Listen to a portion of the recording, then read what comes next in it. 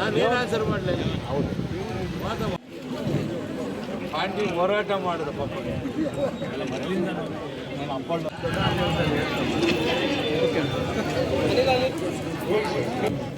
38 ಕೋಟಿ ವೆಚ್ಚದಲ್ಲಿ ನಿಮ್ಮ ಮಕ್ಕಳಿಗೆ ಕಾರ್ಮಿಕ ಶಾಲೆಯನ್ನ ಸಿದ್ದಾಪುರದ ಹತ್ರ ಪ್ರಾರಂಭ ಮಾಡಿದ್ದೀವಿ. ಅನೇಕ ರೀತಿ ಹಲವಾರು ಯೋಜನೆಗಳಿಗೆ ಸಹಕರಿಸಬೇಕಂದ್ರೆ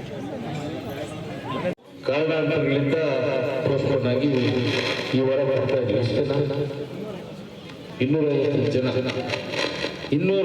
ಜನ ಕಾರ್ಮಿಕರಿಗೆ ಈ ಒಂದು ಸೌಲಭ್ಯವನ್ನು ಒದಗಿಸ್ತಾ ಇದ್ದೀವಿ.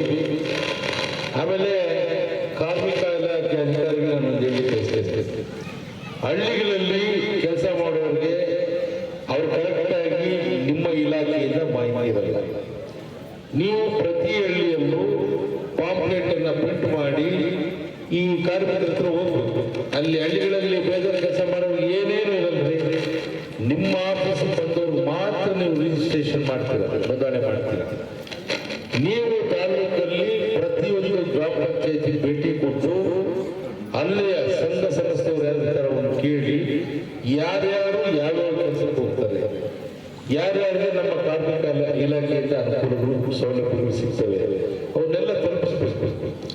ಇಲ್ಲ ಅಂದ್ರೆ ಬಡ ಜನತೆಗೆ ಏನ್ ಗೊತ್ತಾಗುತ್ತೆ? ಅವರಿಗೆ ಕೆಲವರು ಡೂಪ್ಲಿಕೇಟ್ ಕಾರ್ಡ್ಗಳನ್ನ ಇಟ್ಕೊಂಡಿರ್ತಾರೆ, ಅವನ್ನೆಲ್ಲ ತೆಗೆಸಬೇಕು.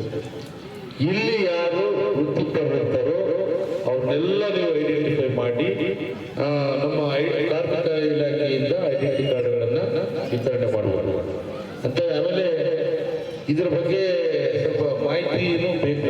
ಯಾವ್ಯಾವ ಪಂಚಾಯಿತಿಯಲ್ಲಿ ಎಷ್ಟೆಷ್ಟು ಜನ ನೋಂದಣಿ ಆಗಿದ್ದಾರೆ, ಇನ್ನು ಎಷ್ಟು ಜನ ಆಗಿಲ್ಲ, ಏನಕ್ಕೆ ಆಗಿಲ್ಲ.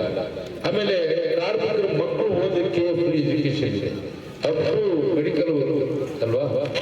ಇಂಥ ಎಲ್ಲ ಸೌಲಭ್ಯ ಇದ್ದಾಗ ಉಪಯೋಗಿಸ್ಕೋಬೇಕು. ಬರೇ ಜೀವನ ಪರ್ಯಂತ ಕೂಲಿ ಮಾಡ್ಕೊಂಡು ಗಾರೆ ಕೆಲಸ ಮಾಡಿಕೊಂಡು ಮನೆಗಳ ಸ್ಯಾನಿಟರಿ ವರ್ಕ್ ಮಾಡಿಕೊಂಡು ಕಸ ಗುಡಿಸ್ಕೊಂಡು ಇದ್ರೆ ಪ್ರಯೋಜನ ಆಗಲ್ಲ. ನೀವು ಕಷ್ಟಪಡೋದೆಲ್ಲ ನಿಮ್ಮ ಮಕ್ಕಳ ಭವಿಷ್ಯದಲ್ಲಿ ನಿಮ್ಮ ಮಕ್ಕಳಿಗೆ ನಿಮ್ಮ ಪರಿಸ್ಥಿತಿ ಬರಬಾರ್ದಂತ ಯೋಚನೆ ಇಟ್ಕೊಂಡು ವಿದ್ಯಾಭ್ಯಾಸಕ್ಕೆ ಹೆಚ್ಚಿನದಾಗಿ ಆದ್ಯತೆಯನ್ನು ಕೊಡಬೇಕು.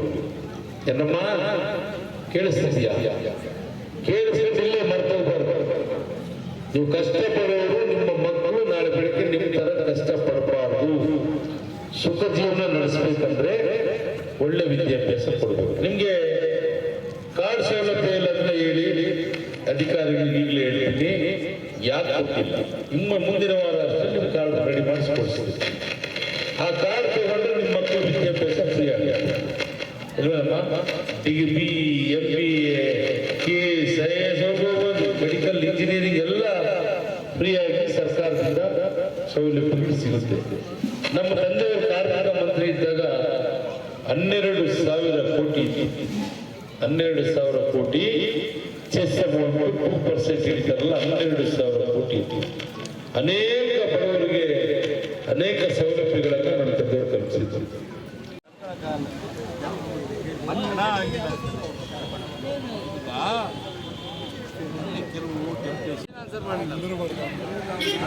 ನಾನೇನು ಆನ್ಸರ್ ಮಾಡಲಿ?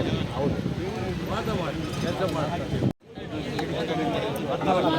122 ಕೋಟಿ 89 ಲಕ್ಷ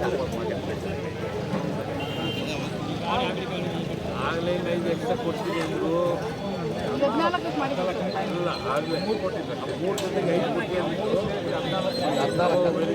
14 129 ಕೋಟಿ ಸ್ವಲ್ಪ ಕಡಿಮೆ.